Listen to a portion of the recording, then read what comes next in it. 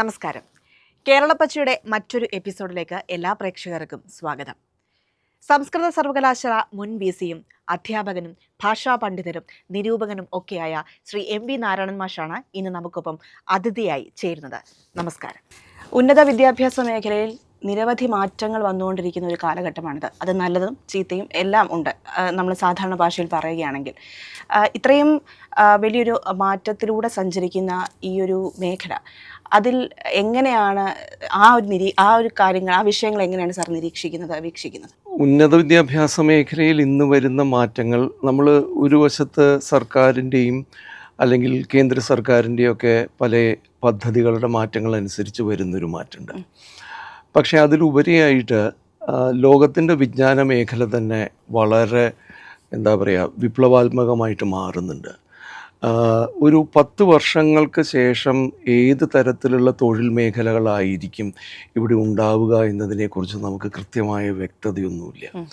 ഇന്ന് നമ്മൾ പഠിപ്പിക്കുകയും ചെയ്യുന്ന വിഷയങ്ങൾ അത് ഒരു 5 വർഷത്തിന് ശേഷം സാധുവായിരിക്കുമോ, അതിന് വാലിഡിറ്റി ഉണ്ടായിരിക്കുമോ എന്നതും നമുക്ക് വ്യക്തമല്ല.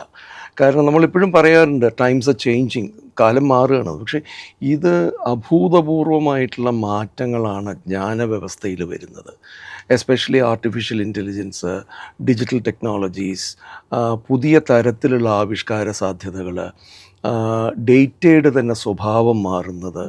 അപ്പോൾ ആ നിലയ്ക്ക് നമ്മൾക്ക് ഈ പുതിയൊരു ലോകത്തോട് സംവദിക്കാനായിട്ട്, അതിൽ പറ്റുന്ന നൈപുണികൾ നേടിയെടുക്കാനായിട്ട്, അല്ലെങ്കിൽ അതിന് അനുയോജ്യമായ വിജ്ഞാനങ്ങൾ സൃഷ്ടിക്കാനായിട്ട് പുതിയ സമ്പ്രദായങ്ങൾ ഉന്നത വിദ്യാഭ്യാസത്തിലും വളരെ നിർബന്ധമായിട്ട് വരുന്നുണ്ട്. ഇതിലൊരു ചെറിയ പ്രോബ്ലം എന്നുള്ളത് ലാർജ്ലി ലോകം മുഴുവൻ ഇത് നടക്കുന്നുണ്ട്. Most people are shooting in the dark. എന്താണ് വരാൻ പോകുന്നതെന്ന് എക്സാക്ട്ലി അറിയാതെ, എന്നാൽ ചില സൂചനകൾ വെച്ച് അപ്പോൾ ഇത് ചിലത് ചെയ്താൽ കുറച്ചെങ്കിലും ഗുണപ്രദമാവുമല്ലോ എന്നുള്ള രീതിയിൽ ചില മാറ്റങ്ങൾ ശ്രമിച്ചു നോക്കുകയാണ് ചെയ്യുന്നത്, ലോകം മുഴുവനുള്ള കാര്യങ്ങൾ നോക്കുമ്പോൾ. മാത്രമല്ല, അതോടൊപ്പം ഇതുവരെ പഠിപ്പിച്ചു വന്നിരുന്ന പല വിഷയമേഖലകളും ജ്ഞാനമേഖലകളും വലിയ റീഡെഫിനിഷൻസിന് വിധേയമായി കൊണ്ടിരിക്കുന്നുണ്ട്. ഇപ്പോൾ ഇൻ്റർഡിസിപ്ലിനാരിറ്റി എന്നൊക്കെ പറയുന്ന മുൻപത്തെ അത്തരം കൃത്യമായി അതിർവരമ്പുകൾ നിശ്ചയിച്ചിട്ടുള്ള വിഷയമേഖലകൾ ഇനി സാധ്യമല്ല എന്നും, പലപ്പോഴും ജ്ഞാനങ്ങൾ കൂടിച്ചേർന്നിട്ടുള്ള ഗവേഷണ പദ്ധതികളും പഠിപ്പിക്കലും ഒക്കെ ആവശ്യമാണെന്നും വരികയും ചെയ്യുന്നുണ്ട്. അപ്പോൾ കേരളത്തിൽ കഴിഞ്ഞ ഒരു 5 വർഷമായിട്ട് വളരെ ഗൗരവമായിട്ട് ഇതിനൊരു ശ്രമം ഉണ്ടായിട്ടുണ്ട്. ഒരു ഹയർ എഡ്യൂക്കേഷൻ കമ്മീഷൻ നിയമിച്ചു. അവർ ഈ മാറ്റങ്ങൾ, വരാൻ പോകുന്ന മാറ്റങ്ങളെ കുറേയൊക്കെ മുൻകൂട്ടി കണ്ടും കുറേയൊക്കെ നമുക്ക് ചില അസംഷൻസ് വേണ്ടി വരും. ഇതിൻ്റെ അടിസ്ഥാനത്തിൽ കേരളത്തിനെ സമഗ്രമായിട്ടുള്ള ഒരു ഉന്നത വിദ്യാഭ്യാസ പരിഷ്കാരത്തിൻ്റെ ഒരു ഡോക്യുമെൻ്റ് കൊടുക്കുകയുണ്ടായി. അതിൽ നിന്ന് കുറേ ഭാഗങ്ങൾ സർക്കാർ ഇവിടെ നടപ്പിലാക്കിയിട്ടുണ്ട്. ഇപ്പോൾ centres for excellence, 4 year UG programme, internship പോലെയുള്ളത്, അല്ലെങ്കിൽ ഇൻഡസ്ട്രിയൽ ട്രെയിനിങ്, ഇങ്ങനെയൊക്കെയുള്ള പല കാര്യങ്ങളും സർക്കാർ നടത്തിയിട്ടുണ്ട്. ഇതിൽ പ്രധാനമായിട്ടും അതിനകത്തുണ്ടായിരിക്കുന്ന ഉദ്ദേശം എന്ന് പറയുന്നത്, അടിസ്ഥാനപരമായി ഇപ്പം മുമ്പുണ്ടായിരുന്ന വിദ്യാർത്ഥികൾ എന്തുകൊണ്ടൊരു കോഴ്സ് പഠിക്കുന്നു എന്ന് ചോദിച്ചാൽ മറ്റൊന്നും ലഭ്യമില്ലാത്തതുകൊണ്ട് അത് പഠിക്കുന്നു എന്നുള്ളൊരവസ്ഥയാണ്. ഇന്ന് അത് മാറിയിട്ട് അവർക്കൊരു ലക്ഷ്യമുണ്ട് എന്നുണ്ടെങ്കിൽ അതനുസരിച്ചിട്ടുള്ള വിദ്യാഭ്യാസം കിട്ടാനായിട്ട് അവർ ഏതെങ്കിലും ഒരു തൊഴിൽ തുറയിലേക്ക് അല്ലെങ്കിൽ ഒരു ഗവേഷണ മേഖലയിലേക്ക് അവരെ സജ്ജമാക്കുന്ന രീതിയിലുള്ള വിദ്യാഭ്യാസം അവർക്ക് ലഭിക്കുക. അപ്പോൾ അതിൽ ചിലപ്പോൾ BA ഇക്കണോമിക്സ് എടുക്കുമ്പോൾ തന്നെ ഒരാൾക്ക് വേറൊരു സബ്ജക്റ്റ് ഇതുമായിട്ട് ബന്ധമില്ലാതിരുന്നത് എന്ന് വിചാരിച്ചൊരു സബ്ജക്റ്റും കൂടി എടുത്താൽ അയാളുടെ സാധ്യതകൾ കൂടുന്നുണ്ടെങ്കിൽ അതെടുക്കാനുള്ള ഒരു തുറസ് സൃഷ്ടിക്കുക. ഇത്തരത്തിലുള്ള മാറ്റങ്ങളാണ്. അപ്പോൾ കുറേയും കൂടി ഫ്ലെക്സിബിൾ ആയിട്ടുണ്ട്. വിദ്യാർത്ഥികളുടെ ചോയ്സ്, വിദ്യാർത്ഥികളുടെ താല്പര്യം എന്നത് മുമ്പ് ഒരിക്കലും അതുണ്ടായിരുന്നില്ലല്ലോ. അത് അത്തരത്തിലുള്ള താല്പര്യങ്ങൾ കൂടി പ്രധാനമാക്കിക്കൊണ്ട്, പിന്നെ അവർക്ക് ഈ കോളേജിന് പുറത്ത് അല്ലെങ്കിൽ യൂണിവേഴ്സിറ്റിക്ക് പുറത്ത് മറ്റ് തൊഴിൽ മേഖലകൾ, വ്യവസായങ്ങൾ, ബിസിനസ്സുകൾ, അല്ലെങ്കിൽ ആർട്ട് സ്ഥാപനങ്ങൾ, മ്യൂസിയമുകൾ, ഇവിടെയൊക്കെ തൊഴിൽ പരിചയം കിട്ടുന്നതോടുകൂടി അവർക്ക് മറ്റ് സാധ്യതകൾ വിദ്യാഭ്യാസത്തിന് ശേഷം വരിക. ഇത്തരത്തിലൊരു തുറക്കലാണ് നടന്നിരിക്കുന്നത്. പക്ഷേ അത് പറയുമ്പോൾ തന്നെ ഇതും കൂടി കൂട്ടത്തിൽ പറയണം, ഇതിന് നേർവിപരീതമായ ഒരു ദേശീയ പോളിസിയാണ് ഇവിടെ നടക്കുന്നത്.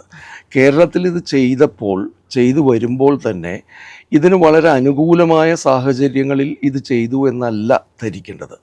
മറിച്ച് ഇതിന് വളരെ വിപരീതമായ ദേശീയമായ ഒരു നാഷണൽ എഡ്യൂക്കേഷൻ പോളിസിയും ഇപ്പോൾ വീക്ഷിത് ഭാരത് ശിക്ഷ അഭിജ്ഞാൻ എന്ന് പറഞ്ഞുകൊണ്ട് തുടങ്ങിയിരിക്കുന്ന പുതിയ സംഗതിയിലൊക്കെ വളരെ ഇടുങ്ങിയ ചില സങ്കല്പങ്ങളാണ് വിദ്യാഭ്യാസത്തെക്കുറിച്ചുള്ളത്.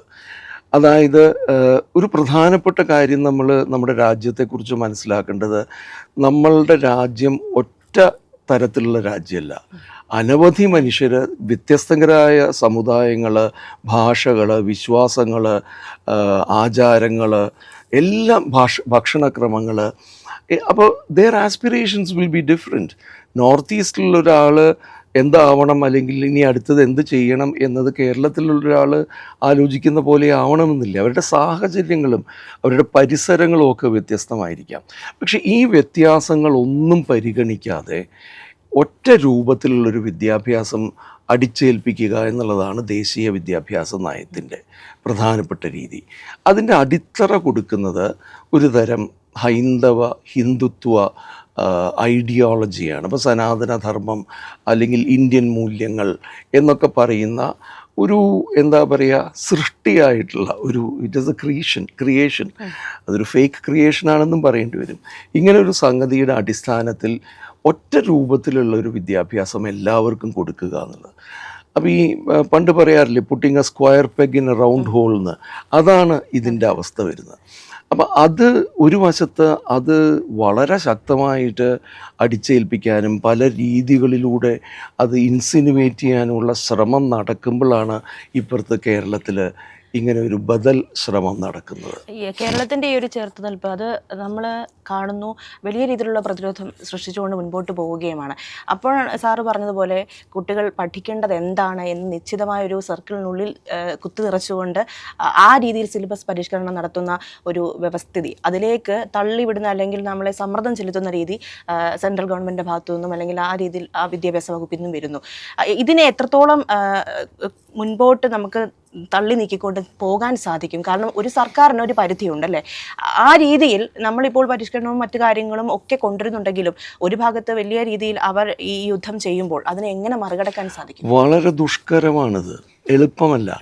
കാരണം ഞാനിപ്പോൾ ആദ്യം പ്രതികൂലമായ സാഹചര്യങ്ങൾ എന്ന് പറയുമ്പോൾ എന്തൊക്കെയാണ് ഈ പ്രതികൂലമായ സാഹചര്യങ്ങൾ? ഒന്ന്, സാമ്പത്തികമായി ഞെരുക്കുകയാണ്. കിട്ടേണ്ടതും അർഹിക്കുന്നതുമായിട്ടുള്ള ഫണ്ടുകൾ നൽകാതിരിക്കുക. വേറൊരു വിധത്തിൽ പലതരത്തിലുള്ള സാങ്ഷൻസ് എന്ന് വിളിക്കുന്ന രീതിയിലുള്ള കേരളത്തിലെ മറ്റേ വിദ്യാഭ്യാസ സ്ഥാപനങ്ങൾക്കെതിരെ അല്ലെങ്കിൽ വിദ്യാഭ്യാസത്തിനെതിരെ, കേരളത്തിലെ യൂണിവേഴ്സിറ്റികളിലെ വൈസ് ചാൻസലർ നിയമനത്തിൻ്റെയൊക്കെ വിവാദങ്ങൾ അറിയാമല്ലോ. ഗവർണറെ ഉപയോഗിച്ച് പല രീതികളിലുള്ള ഇടപെടലുകൾ നടക്കുന്നു. അപ്പോൾ ഇവിടെ ശ്രദ്ധിക്കേണ്ട ഒരു വളരെ പ്രധാനപ്പെട്ട കാര്യമുണ്ട്.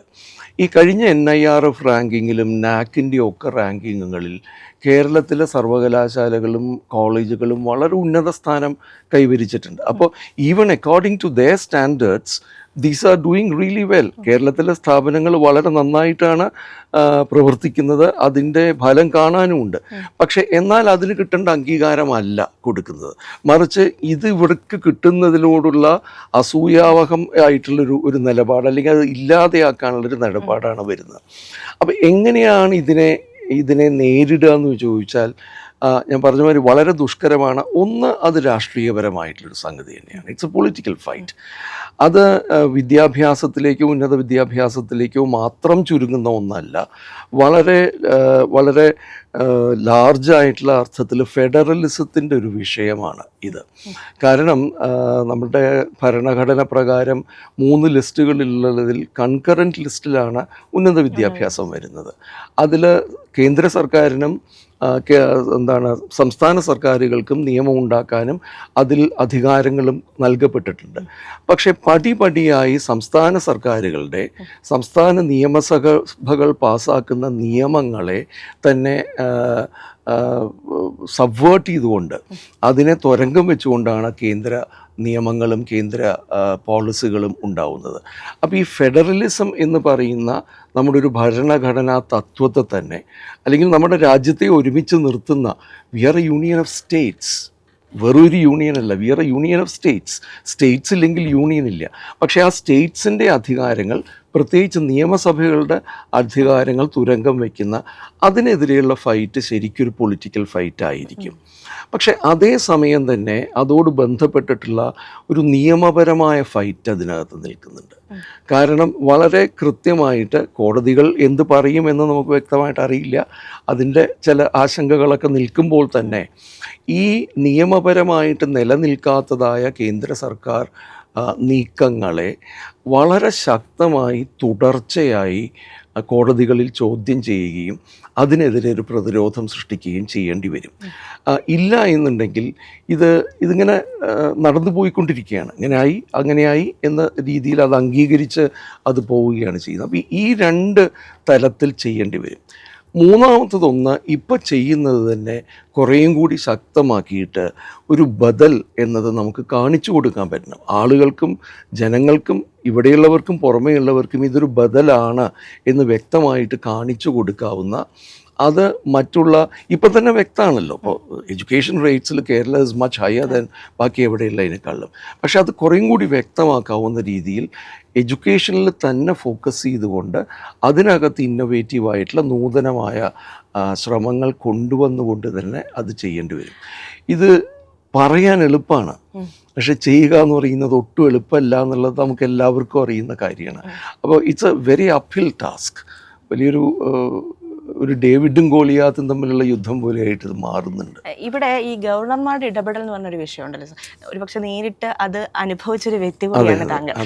അതുകൊണ്ട് തന്നെ അത് ഇപ്പോഴും ഒരു വശത്ത് കേന്ദ്രം ആ രീതിയിൽ ഒരു ഗവർണറുടെ ആധിപത്യം എങ്ങനെ സർവകലാശാലകളിൽ കൊണ്ടുവരാം, അതിനുള്ള കാര്യങ്ങൾ എങ്ങനെ മുൻപോട്ട് കൊണ്ടുപോകാം എന്ന് ചിന്തിച്ചുകൊണ്ടേയിരിക്കുന്നു. മറുവശത്ത് എനിക്ക് തോന്നുന്നു ഏറെ ശക്തമായ രീതിയിൽ സമരം ചെയ്യുന്നത് കേരളത്തിലെ സംഘടനകളാണ് എന്ന് പറയേണ്ടിയിരിക്കുന്നു. എന്നിട്ടും ഗവർണർമാരെ മുൻപിൽ നിർത്തിക്കൊണ്ട് ഈ യുദ്ധം അവർ പ്രഖ്യാപിക്കുന്നു. അതിൽ യാതൊരു നിയമസാധുതയും ഇല്ല എന്ന് പറയുമ്പോൾ പല ഘട്ടങ്ങളിലും ഹൈക്കോടതി വിമർശനം ഉന്നയിച്ച ഒരു സാഹചര്യവും ഉണ്ട്.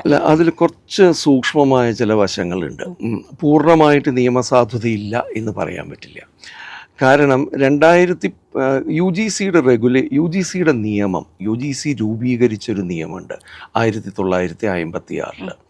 അതിൽ യു ജി സി എന്തിനായിട്ടാണ് രൂപീകരിച്ചതെന്ന് ആ നിയമത്തിൽ കൃത്യമായിട്ട് പറയുന്നുണ്ട്, ആക്റ്റിൽ.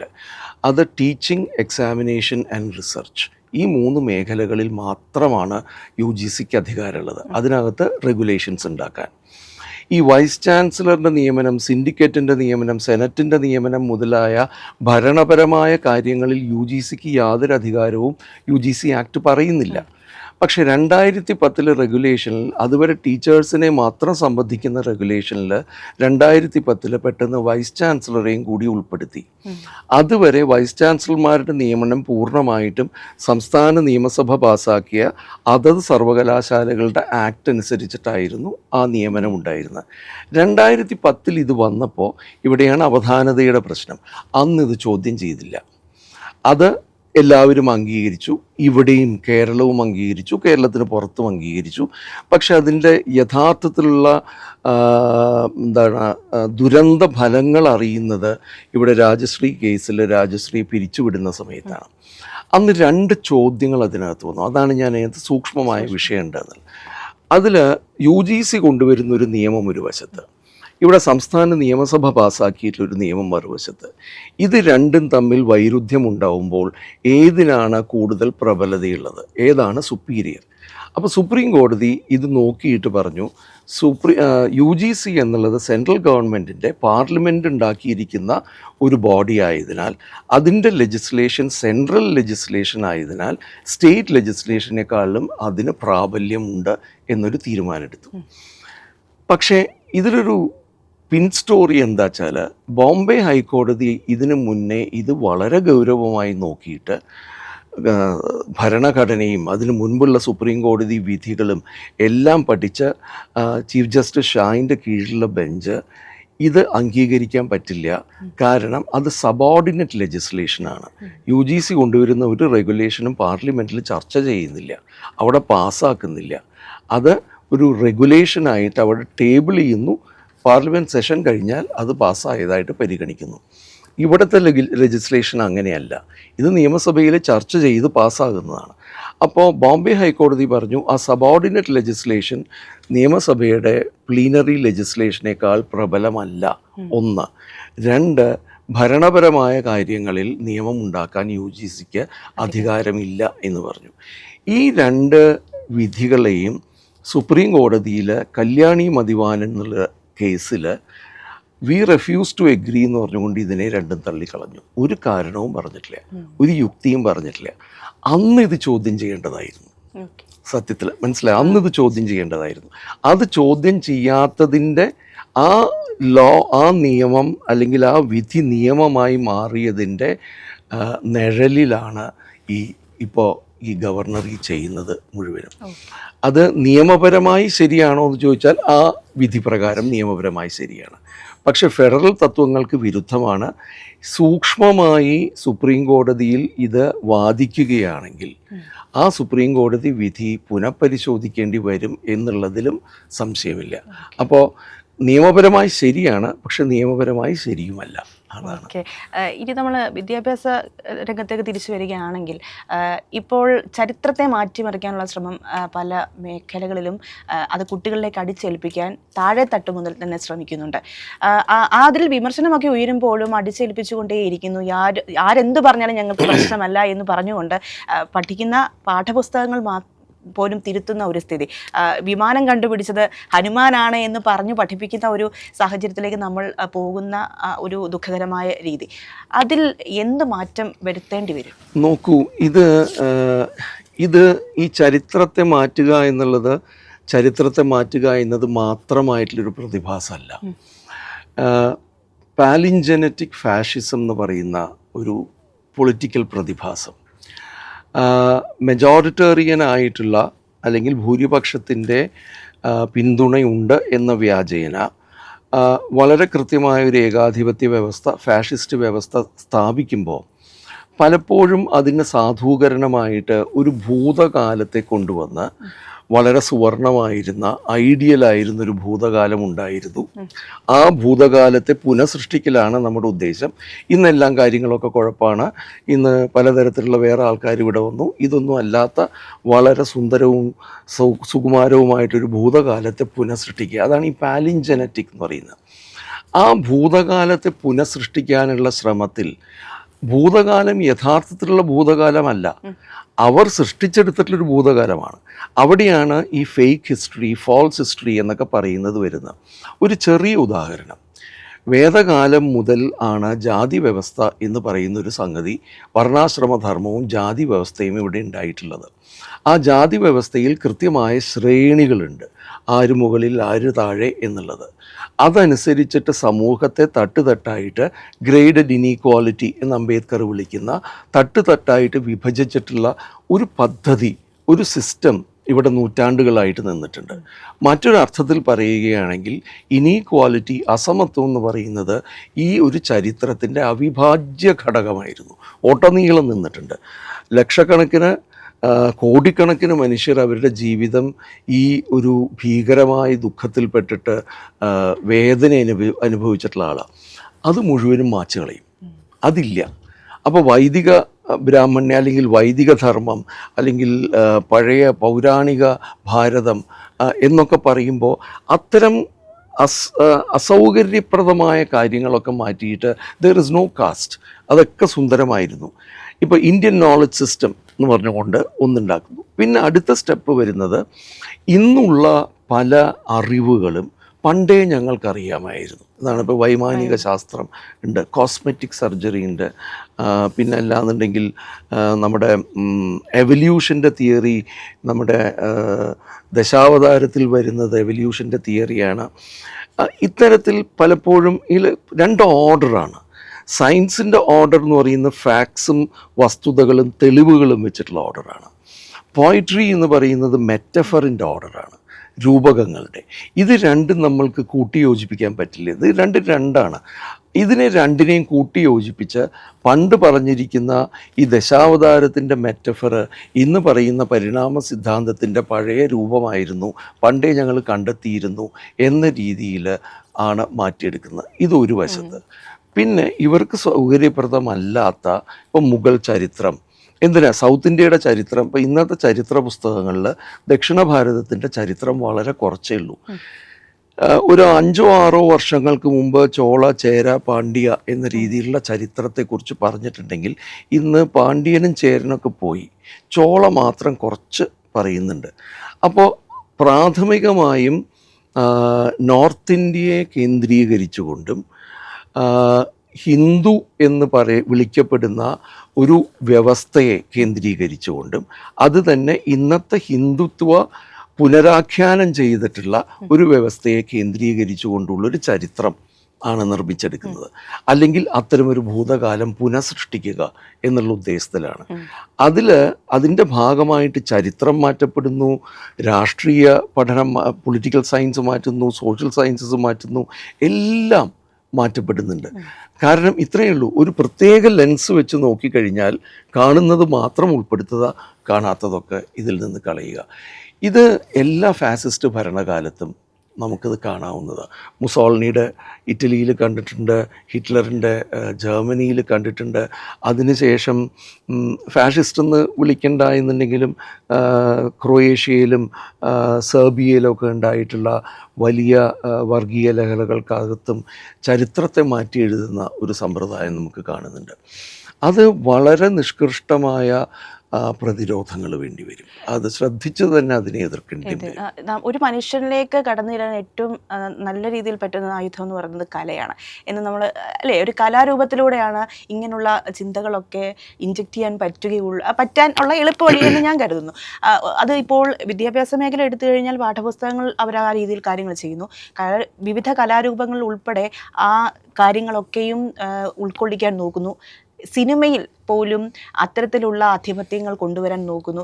ഇപ്പോഴും ചർച്ച ചെയ്തുകൊണ്ടിരിക്കുന്ന സിനിമകളുടെ നാമങ്ങൾ മാറ്റുന്നതും അതുമായി ബന്ധപ്പെട്ട ചർച്ചകൾ, വിഷയങ്ങൾ, അതിനെയൊക്കെ നമ്മൾ എങ്ങനെ കാണണം സർ?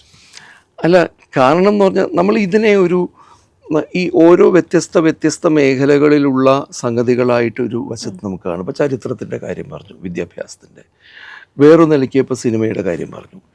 ഇതിനേക്കാളും ഭീകരമല്ലേ സോഷ്യൽ മീഡിയയിൽ കാണുന്നത്? അവിടുത്തെ ഒരു പ്രചരണം എന്ന് പറയുന്നത് അതിഭീകരമായ നുണകളും പച്ചക്കള്ളങ്ങളും ഫേബ്രിക്കേഷൻസും പിന്നെ അതിനോടപ്പുറം പോകുന്ന രീതിയിലുള്ള അബ്യൂസും ഭീകരമായിട്ടുള്ള എന്താ പറയുക, ഒബ്സീനിറ്റി എന്ന് പറയുമല്ലോ, ഇതുപയോഗിച്ചും പിന്നെ അതിനു പുറമെ സാധാരണ ജീവിതത്തിൽ ഭീഷണി, എന്തൊരു ഭീകരമായ ഭീഷണിയാണ്. അടുത്തുവരെ കേരളത്തിൽ വരെ അത് നടന്നിരുന്നുവല്ലോ. അപ്പം ഇത് ഒറ്റപ്പെട്ട പ്രതിഭാസങ്ങളാണ് എന്ന് പറയുമ്പോൾ തന്നെ ഇവയെല്ലാം കോർത്തിണങ്ങിയിട്ടുള്ള ഒരു ലാർജർ പ്രതിഭാസത്തിൻ്റെ വിവിധ ആവിഷ്കാരങ്ങളാണ്. സിനിമയുടെയും വിഷ്വൽ മീഡിയയുടെയും പ്രാധാന്യം എന്ന് പറയുന്നത് ഒരുപക്ഷെ ഇന്ന് നമ്മളുടെ ഏറ്റവും മാധ്യമീകൃതമാണല്ലോ നമ്മുടെ ലോകം. ഞാൻ എഴുതുന്നേക്കാളിലും കൂടുതൽ ഇപ്പോൾ ഈ സാധനമല്ലേ ആളുകൾ കാണുക.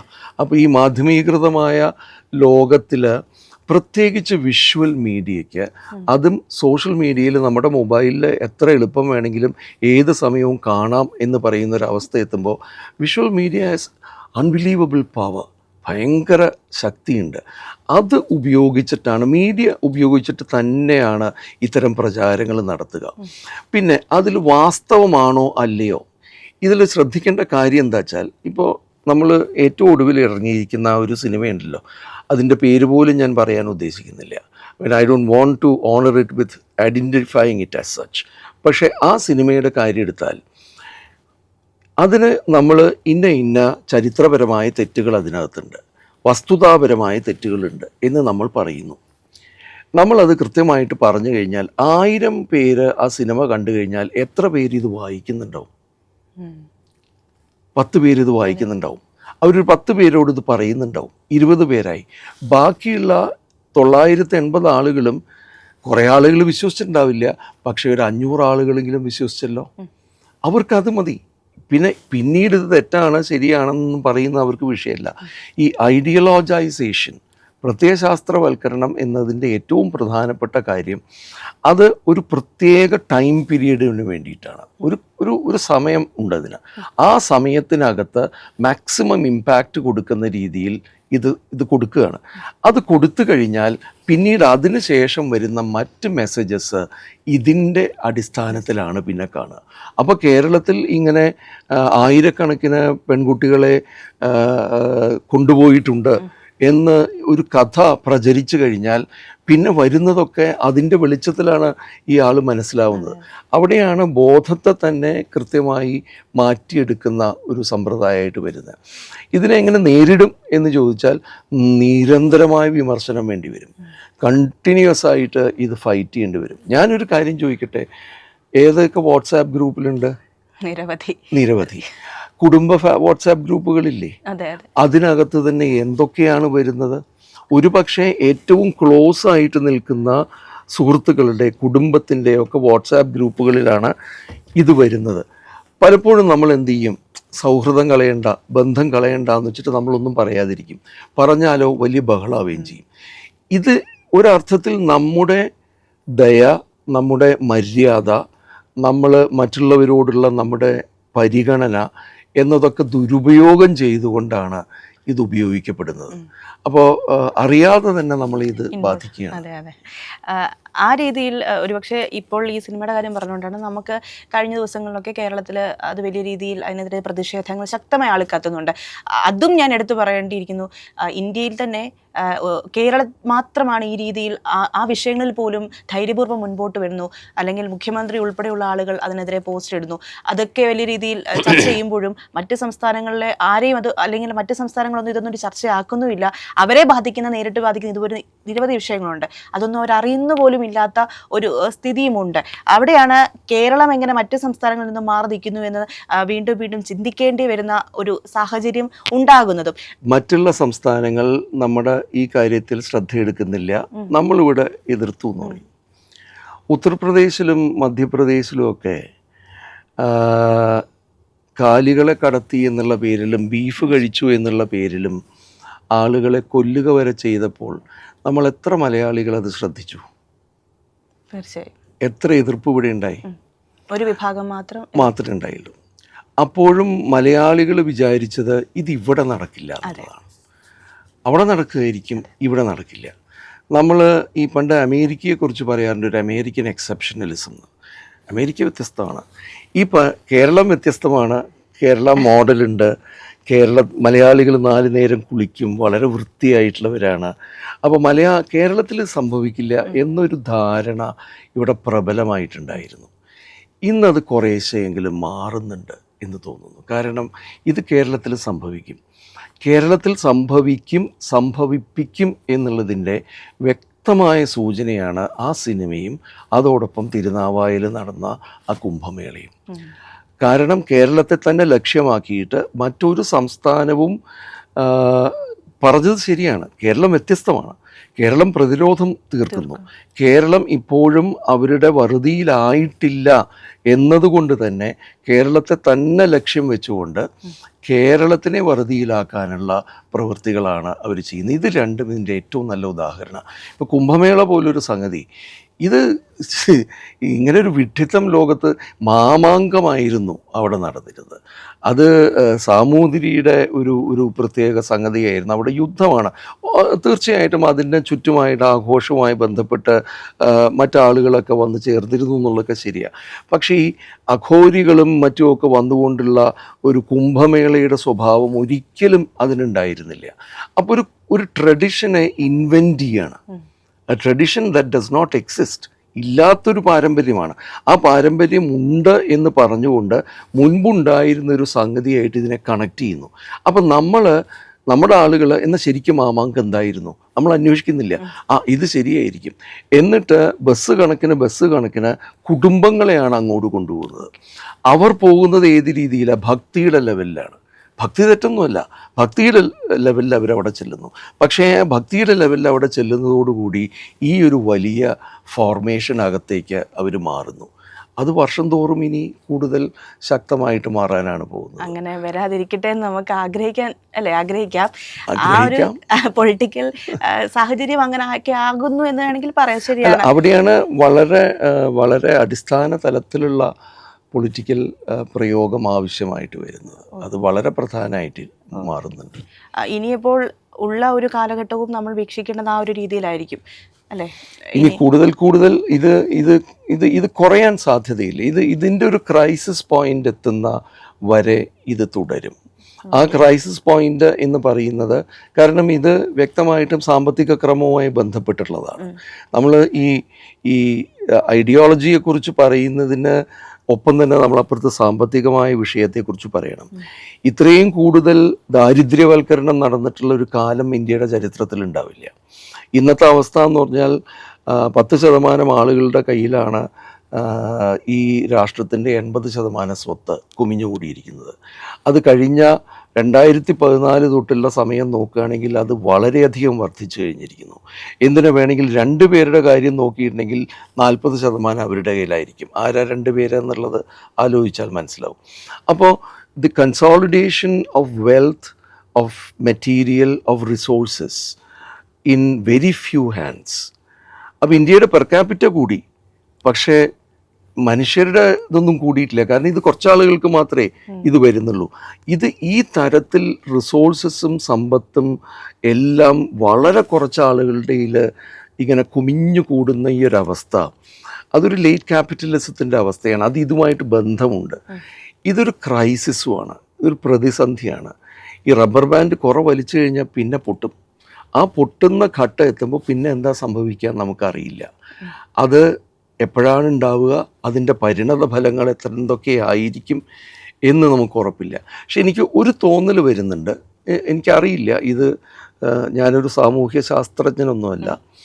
പക്ഷേ ഇപ്പോൾ വടക്കേ ഇന്ത്യയിൽ തന്നെ കുറച്ചെങ്കിലും ഈ പറയുന്ന പ്രക്രിയയോട് ഒരു ഇഷ്ടമില്ലായ്മ, അല്ലെങ്കിൽ അതിനോടൊരു എതിർപ്പ്, അല്ലെങ്കിൽ അതിനോടൊരു വിമർശന സ്വരം, പരിഹാസത്തിൻ്റെ രീതിയിലാണെങ്കിൽ പോലും മുൻപ് കാണുന്നതിനേക്കാൾ കൂടുതൽ ഇപ്പോൾ കാണുന്നുണ്ട്. സോഷ്യൽ മീഡിയയിലാണ് പ്രധാനമായിട്ടും കാണുന്നത്.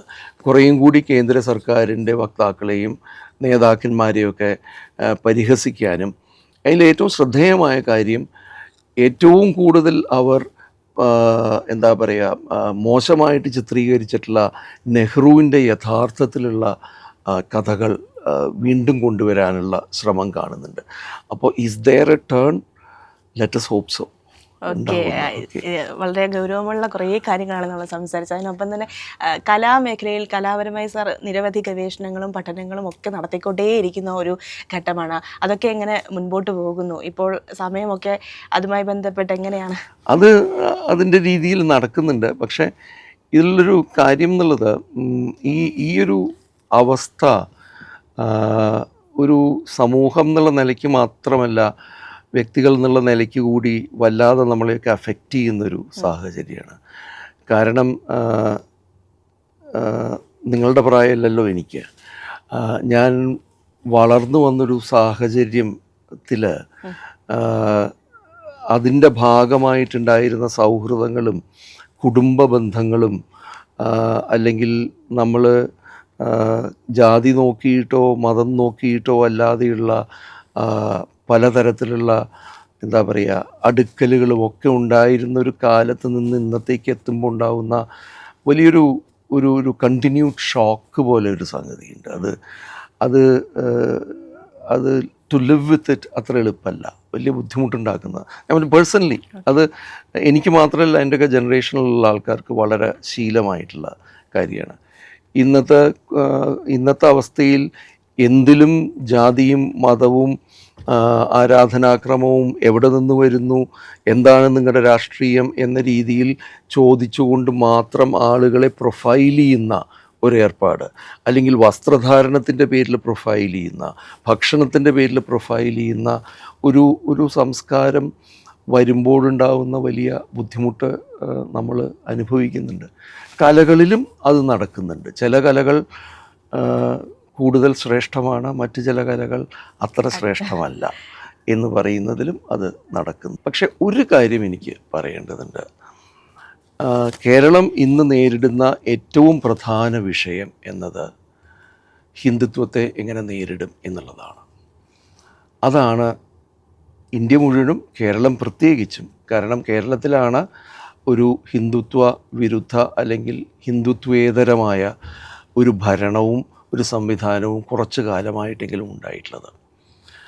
അത് നഷ്ടമാകുന്നൊരവസ്ഥയിലേക്ക് വരുമോ എന്ന ഭീതി, ആശങ്ക വളരെ ഗൗരവമായിട്ടുണ്ട്. ഇന്നത്തെ അല്ല, നാളെയോ അതിന് പിറ്റേന്നോ ആയിട്ട്. ഇതാണ് ഏറ്റവും പ്രധാനപ്പെട്ട കൺസേൺ എന്നാണ് എനിക്ക് പറയാനുള്ളത്. അതിൽ ഈ ഇലക്ഷനും ഒരു പ്രധാന പങ്ക് അതിനകത്തുണ്ടാവും. അതുകൊണ്ട് അത്രേ ഞാൻ അതിനകത്ത് പറയാൻ ഉദ്ദേശിക്കുന്നു. ഒരുപാട് നന്ദി. വളരെ സമയമില്ലാത്ത സമയത്ത് നമുക്കിപ്പം ചേർന്നതിനും ഇത്രയും വിശദമായ കാര്യങ്ങൾ സംസാരിച്ചത്. Thank you very much.